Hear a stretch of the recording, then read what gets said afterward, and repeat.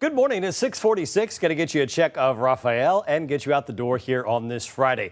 We have a major hurricane in the Gulf of Mexico here this morning as Rafael continues to move away from the southwest Florida coastline. You can see the eye there on the satellite, and given this time of the year and the setup, this is almost a perfect scenario because this storm is out over the open water and in the days ahead should stay there. Let's start by giving you the latest information with the 4 o'clock full advisory there from the National Hurricane Center. The winds are sustained at 120, and you can see that movement away from the state at 9 miles per hour. Now, in the days ahead, we are anticipating this storm to continue to move west, slow down, do a little loop, and then encounter quite a bit of dry air and shear. And by Tuesday into Wednesday, becoming a remnant low, and it should spend the next 5 days out over the open water, not making a landfall along the Gulf Coast or even the Yucatan there of Mexico.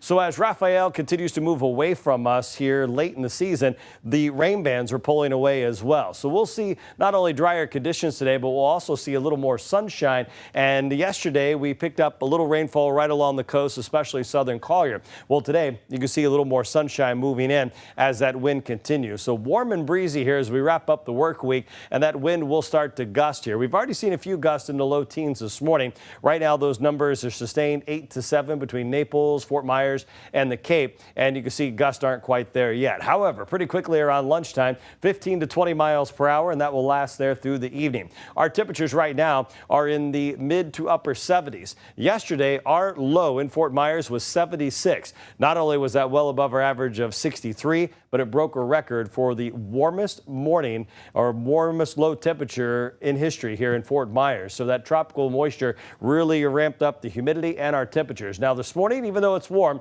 we are down another 4 to 7 degrees between Arcadia, Port Charlotte, and Fort Myers, with dew point values still hanging out around 70. We're going back in the upper 80s here today, and our forecast is going to hold here for the next couple of days until we see some changes on Veterans Day. Tonight, we could see some upper 60s there inland. So there goes Rafael. You can see it slowing down and doing that little loop over the Gulf, and that breeze will continue right out of the east as that storm kind of goes through its life cycle there over the weekend and early next week. The changes coming up on Veterans Day are due to this area. The National Hurricane Center is monitoring for possible development.